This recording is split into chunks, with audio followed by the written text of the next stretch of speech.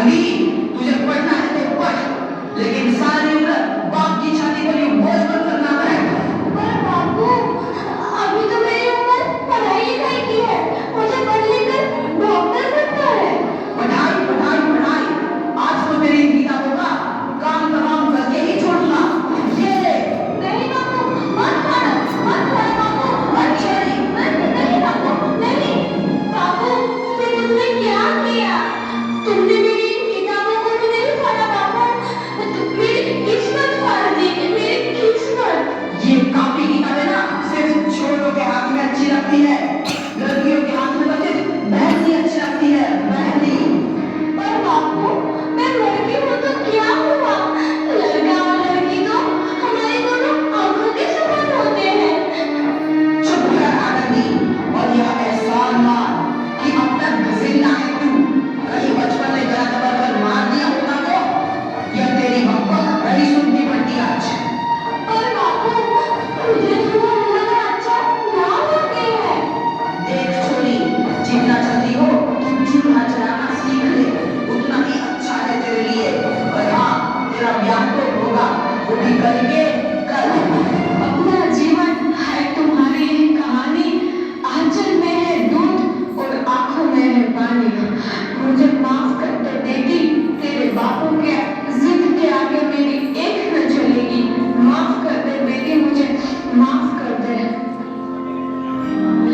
इस प्रकार मात्र 9 वर्ष की छोटी उम्र में आनंदी का विवाह गोपाल राव जोशी से हो गया। बाल विवाह एक सामाजिक कुरीति है और इस कुप्रथा का शिकार होना पड़ा आनंदी को। 5 वर्ष बाद आनंदी 14 साल की हो गई है।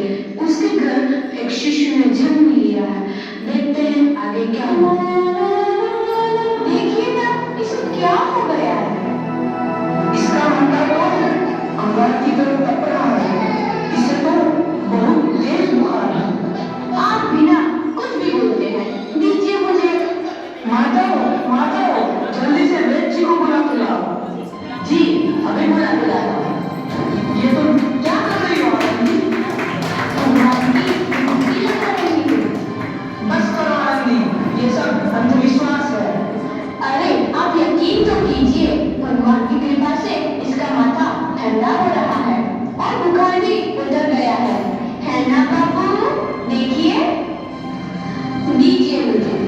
उठो बाबू, आंखें खोलो, तुम्हें तुम्हारी माँ बुला रही है। आंखें खोलो, देखिए ना इसे क्या हो गया है? आंखें भी नहीं खोल रहा। आंखें खोलो बेटा, आप चुप क्यों है? आंखें खोलो बेटा, आंखें खोलो। आनंदी, हमारा बेटा कभी आंखें नहीं खोलेगा। नहीं, ऐसा नहीं हो सकता। मेरे बेटे को मुझसे कोई नहीं छीन सकता, कोई नहीं छीन सकता। पागल मत बनो आनंदी। माधव,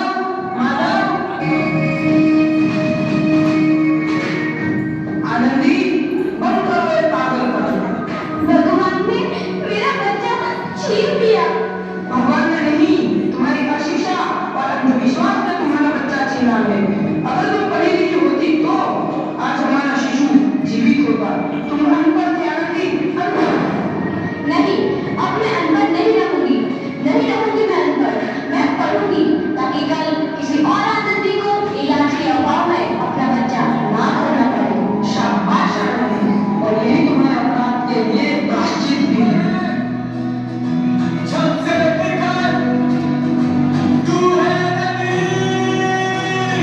आनंदी, तुम्हारी 12वीं का परिणाम आ गया है। तुमने पूरे कॉलेज में प्रथम स्थान अर्जित किया है।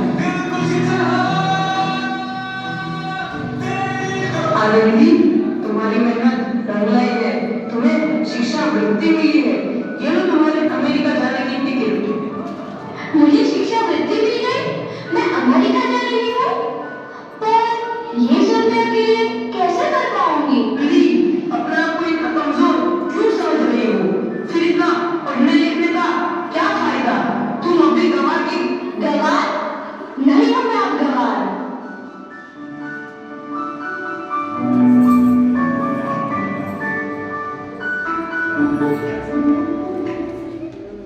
तो इस प्रकार 7 अप्रैल 1883 को आनंदी अमेरिका के पेंसिल्वेनिया के लिए रवाना हुई और 3 साल बाद उन्होंने डॉक्टर ऑफ मेडिसिन की उपाधि प्राप्त कर ली।